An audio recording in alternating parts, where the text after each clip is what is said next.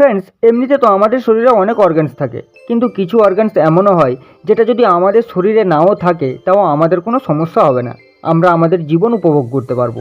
যেমন অনেক বডি বিল্ডার্সদের আপনি দেখে থাকবেন যাদের হাত নেই, পা নেই, কিন্তু তারপরেও তারা তাদের জীবন সুন্দরভাবে উপভোগ করে যাচ্ছে।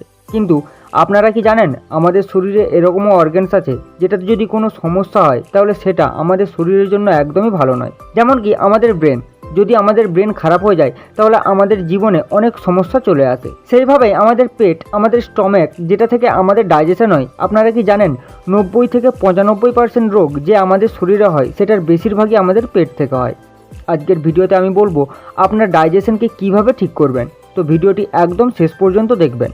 সবার প্রথমে কথা বলবো, দেখুন ডাইজেশনকে ঠিক করার জন্য আমাকে সবথেকে জরুরি যে কাজটি করতে হবে সেটি হলো আপনার শরীরে যে ফাইবার আছে সেটা বাড়াতে হবে। অনেক হাই ফাইবারযুক্ত খাবার আছে, তো যখনই আপনারা সকালে ঘুম থেকে উঠবেন, উঠেই যে নাস্তা করবেন সেখানে আপনাকে হাই ফাইবারযুক্ত খাবার খেতে হবে। যেমন আপনারা ওটস খেতে পারেন, ওটসে অনেক বেশি ফাইবার থাকে যেটা আপনার ডাইজেশনে সাহায্য করবে। এর সাথেই যে সয়াবিন আছে সেটাও যদি আপনারা ভিজিয়ে খান তাহলে এটা আপনার শরীরে ফাইবার বাড়াতে সাহায্য করে, যেটা আপনার ডাইজেশনের জন্য খুবই ভালো। এর সঙ্গেই আপনাকে মনে রাখতে হবে যখনই আপনারা কিছু খাবেন তখন হালকা গরম কিছু খাবেন। অনেকেই কি করে ফ্রিজ থেকে বের করে সঙ্গে সঙ্গে খেয়ে নেয়, তো মনে রাখবেন আমাদের শরীর ঠান্ডা খাবার পচাতে অনেক বেশি সময় নেয়, যেটা আমাদের শরীরের জন্য ভালো নয়। কেননা যখন পানি আমাদের পেটের মধ্যে যায় অথবা ঠান্ডা খাবার আমাদের পেটে যায় তখন আমাদের শরীর সেটাকে তার টেম্পারেচারের সমানে নিয়ে আসে আর তারপরে সেটাকে পচানোর চেষ্টা করে, যেটা আমাদের শরীরের জন্য খুবই মুশকিল হয়ে পড়ে, যার ফলে আমাদের ডাইজেশন উইক হয়ে যায় আর আমাদের পেট দিনের পর দিন খারাপ হতে থাকে। তো কখনো বাসি বা ফ্রিজের খাবার খাবেন না, যদি খেতেই হয় তাহলে সেটাকে গরম করে খেতে হবে। এরপরে আসছে আমাদের নেক্সট টিপসে, যেটা কি আপনাদের বারবার মানে সবসময় খাওয়া চলবে না। যখন আপনারা একবার খাবার খাবেন তারপরে দ্বিতীয়বার যখন খাবেন তার মাঝে মিনিমাম 3 ঘন্টা আপনাকে গ্যাপ দিতেই হবে, যতক্ষণ আপনার পেট ঠিকমতো আরাম না পাবে। আপনার আগের খাওয়া খাবার কিভাবে পচাবে?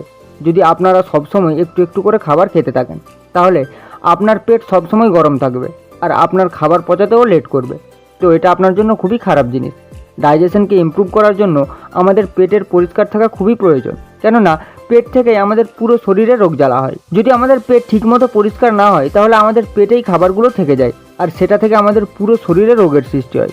যদি আপনার ডাইজেশন খারাপ থাকে, গ্যাস থাকে, তাহলে এটা পেট ঠিকমতো পরিষ্কার না হওয়ার কারণেই হয়ে থাকে। এরপরেই আসছি আমাদের নেক্সট টিপসে, যেটাকে আপনি বোনাস টিপসও বলতে পারেন। দেখুন আপনি আপনার খাবারকে ঠিকমতো পচাতে চাইলে কিছু জিনিস আপনাদের বলবো যেটা থেকে আপনার খাওয়া খাবার খুব দ্রুত পচতে থাকবে।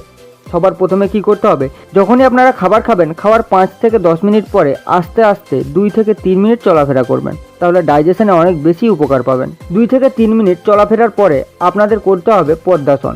আপনি ঠিক এইভাবে পদ্মাসন করবেন, আপনি পুরো 5 মিনিট পর্যন্ত পদ্মাসন করবেন। এইভাবে 5 মিনিট থাকলে এটা আপনাদের পেটকে একদম শান্ত করে দেয় আর খাবার পচাতে অনেক বেশি সাহায্য করে থাকে। পদ্মাসন করার পরে আপনাদের করতে হবে বজ্রাসন।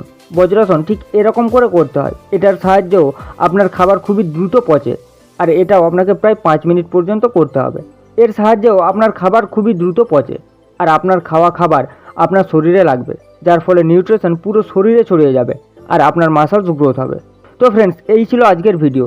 আবার আসবো পরের একটি ভিডিও নিয়ে। ততক্ষণ সুস্থ থাকুন, ভালো থাকুন আর নিজের খেয়াল রাখুন। ধন্যবাদ।